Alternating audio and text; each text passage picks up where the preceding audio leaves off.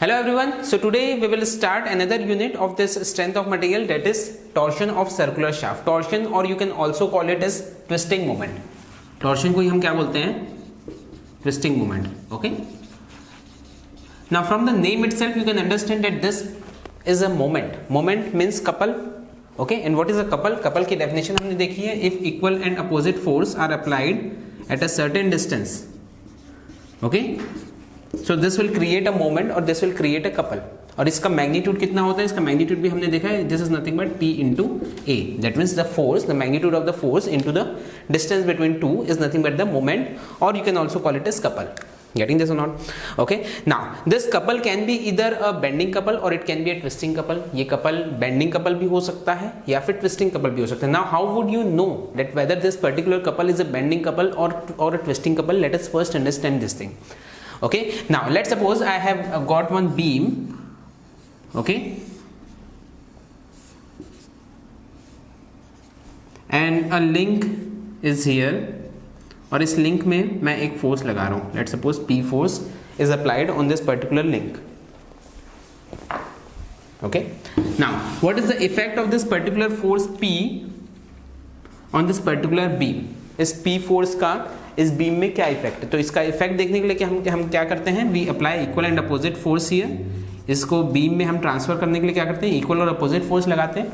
Okay, now this particular P and this particular P, this will together create a couple. ये दोनों P क्या create करेंगे? Equal and opposite force applied at a certain distance. Let's suppose this distance is A. तो ये क्या create करेगा? ये couple create करेगा. तो इसकी अगर मैं इक्विवेलेंट बीम बनाना चाहूँ, so equivalent beam would be like this. Equivalent beam यहाँ पर बनेगी. ओके, तो यहाँ पर आया हमारा couple, whose magnitude is nothing but P into A. First thing, getting this. अच्छा, इसके अलावा आप क्या बच गया? एक डाउनवर्ड फोर्स P बच गया. So apart from this a downward force P will act here. Getting this. So ये बन गई इसकी equivalent beam. Okay, now this particular couple is a bending couple. Now how can you say that this is a bending couple? When the couple is acting on the plane of the beam, जिस plane में हमारी beam है, अगर उसी same plane में हमारा couple लग रहा है, then it will create a bending couple. इसको समझो ध्यान से. Suppose I am having the beam in the XY plane. ये हमारी XYZ plane है. इसमें XY plane में मेरी beam है, मतलब 2D plane में मेरी beam है. Okay, and the couple is also acting on this XY plane. ये जो couple लग रहा है, ये भी same plane में लग रहा है, इसी plane में लग रहा है. So if the couple is acting on the plane of the beam या plane of the shaft, whatever you can say, जिस plane में हमारा beam या shaft है, उसी में अगर couple लग रहा है, उसी plane में हमारा couple लग रहा है, then we can call it as the bending couple. तब वो क्या कहलाएगा? That is called as bending couple. Getting this? But अगर couple हमारा इसके perpendicular plane में लग रहा है, जिस plane में हमारी beam है, उसके perpendicular plane में अगर हमारा couple लग रहा है, then it will create a twisting couple. For example, ये same बीम में एज्यूम करता हूँ, and now the couple is applied. ये लिंक जो है ये 3D में अगर मैं देखूँ तो ये इस प्लेन में, ये इस तरह से इसको आगे की ओर कर देते हैं भले ही, लाइक दिस. ये जो है ये यहाँ पर लिंक है, और इस लिंक में यहाँ पर फोर्स अप्लाई हो रहा है. देखो इसको ध्यान से समझो. ये लिंक ऐसी है और इसमें यहाँ पर हम फोर्स अप्लाई कर रहे हैं. Getting this? मतलब हमारी जो प्लेन है, हमारी जो बीम है, ये बीम हमारी इस प्लेन में है और इस प्लेन में है, और फोर्स जो लग रहा है वो यहाँ पर लग रहा है. Getting this? तो ये जो फोर्स अब लग रहा है, ये यहाँ पर जो फोर्स लग रहा है, इसको अगर मुझे बीम में ट्रांसफर करना है तो मैं क्या करूँगा? यहाँ इक्वल एंड अपोजिट फोर्स लगाऊंगा. Okay, and the equivalent beam would be like this. Okay, तो अब क्या होगा? ये वाला फोर्स और ये वाला force, this will together create a couple, and this couple for this particular beam, this couple will be a twisting couple. अब ये twisting couple कैसे हुआ, इस चीज को समझ लो. तो ये वाला फोर्स और ये वाला फोर्स, ये जो this is together creating a couple, और ये जो couple है ये कौन सी प्लेन में बन रहा है? This couple is on YZ plane. ये चीज समझ में आ रही कि नहीं आ रही? ओके, क्यों? क्योंकि ये फोर्स हमारा यहाँ पर लग रहा है, ये यहाँ पर फोर्स लग रहा है, तो ये जो couple बनाएगा वो इस प्लेन में बनाएगा. पहले जो बना रहा था वो इस प्लेन में बना रहा था, अब जो यहाँ पर बनाएगा वो इस प्लेन में बनाएगा. Getting this? नो? तो ये वाली प्लेन में बना रहा है. This plane is nothing but YZ plane. हमारी बीम थी कौन सी? XY प्लेन में, बट कपल लग रहा है कौन सी प्लेन में? YZ प्लेन में.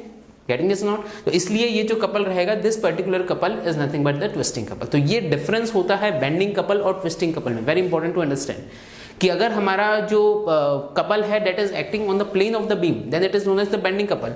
बट अगर वो जिस प्लेन में हमारी बीम है उसके परपेंडिकुलर प्लेन में अगर हमारा कपल लग रहा है, then that particular couple will be known as the twisting couple. और इसके कारण जो स्ट्रेस प्रोड्यूस होगा that will be the shear stress. Okay, जब हम किसी शाफ्ट को, obviously इसमें हम बीम की ट्विस्टिंग नहीं पढ़ेंगे, we will study the twisting of the circular shaft. यहाँ सर्कुलर शाफ्ट के ही बारे में हम पढ़ेंगे, इवन नॉन सर्कुलर शाफ्ट की भी ट्विस्टिंग नहीं पढ़ेंगे, we will just study about the circular shaft.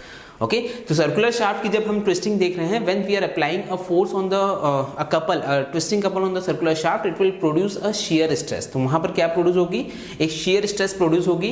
तो उस शियर स्ट्रेस का मैग्नीट्यूड क्या होगा, डायरेक्शन क्या होगा, और कितना उसका कहां पर किस प्लेन में कितनी लगेगी, कितने रेडियस पे कितनी लगेगी, ये सारी चीजें अब हम इसमें डिस्कस करेंगे. Now the very first thing is the assumptions. हम जो भी फॉर्मुलेज डिराइव करते हैं, सबसे पहले उसका एजम्पशन देखते हैं. इफ यू रिमेंबर, हमने बेंडिंग का भी जब फॉर्मूला डिराइव किया था, उसका एजम्पशंस हमने सबसे पहले देखा था. जिस एजम्पशंस पे हमारा जो प्रूफ रहता है फॉर्मूले का, वो बेस्ड रहता है. Okay, now what are the assumptions. The very first assumption is the Euler Bernoulli assumption. ये एजम्पशन हमने उसमें भी देखा था, बेंडिंग में भी देखा था. Okay, now what does this Euler-Bernoulli assumption say? Euler-Bernoulli assumption says that the plane cross section will remain plane even after twisting. That means if we are having a plane cross section means suppose we are having a shaft और इसका जो cross section है that is a 2D plane. Okay, 2D plane में उसका cross section रहेगा.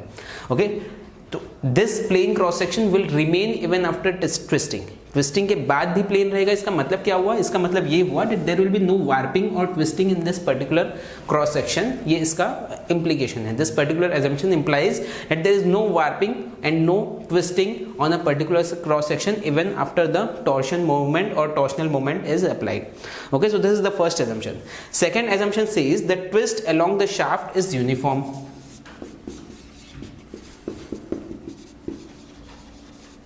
The twist along the shaft is uniform. Now what does this means? इसका मतलब क्या हुआ, twist along the shaft is uniform means let's suppose I am having this shaft which is fixed at one end और यहाँ पर मैं इसमें moment लगा रहा हूँ, टॉर्क लगा रहा हूँ, टॉर्शनल मोमेंट लगा रहा हूँ. Okay, now at any cross section, अगर मैं आपसे पूछूं इसके अलावा और कोई मोमेंट नहीं लग रहा है, किसी भी क्रॉस सेक्शन में अगर मैं आपसे पूछूं कि इसमें टॉर्शनल मोमेंट कितना लग रहा है, then what will you do, you will cut at that particular point और कोई भी एक साइड का, या तो पूरा लेफ्ट का या तो पूरे राइट का, हमको टोटल टॉर्शनल मोमेंट का एल्जेब्रिक सम देखना है. तो जैसे मैं किसी भी क्रॉस सेक्शन में देख रहा हूँ तो मुझे कितना मिल रहा है, यहाँ पर टी मिल रहा है. ओके, तो यही मेरा एजम्पशन है that this torsion, this particular twist is uniform throughout the section. मतलब किसी भी सेक्शन में अगर मैं देखूं तो ये जो टॉर्क की वैल्यू रहेगी that is uniform. This is our assumption. Actual में देखा जाए तो थोड़ी सी कम होती है, but we are assuming that at each and every section this will remain uniform. Getting this? This is the second assumption. Third assumption जो हमारा most common assumption है, जो पूरी strength of material का assumption है, that the material is homogeneous, isotropic and follows Hooke's law. Okay, सबसे common assumption है. सबसे पहले हमने स्ट्रेंथ ऑफ मटेरियल में यही एजम्पशन देखा था that the material is homogeneous. Material जो है वो होमोजीनियस है, isotropic and it follows Hooke's law. That means जो भी फॉर्मूले हम डिराइव करेंगे it will be valid up to elastic limit point only, not beyond. Okay, और जैसा हमने इसमें बेंडिंग में भी देखा था, if I draw the distribution of shear strain का जो डिस्ट्रीब्यूशन रहेगा that will be linear up to failure. Okay, that will be linear up to failure, first thing.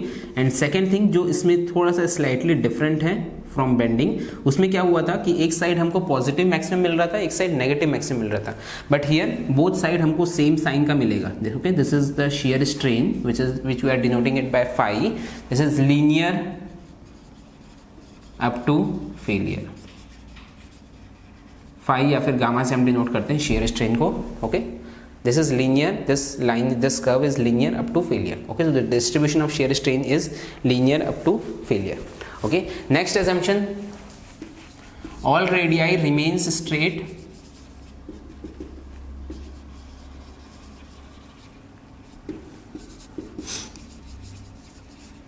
even after twisting. Okay, ये first assumption और fourth assumption almost same है.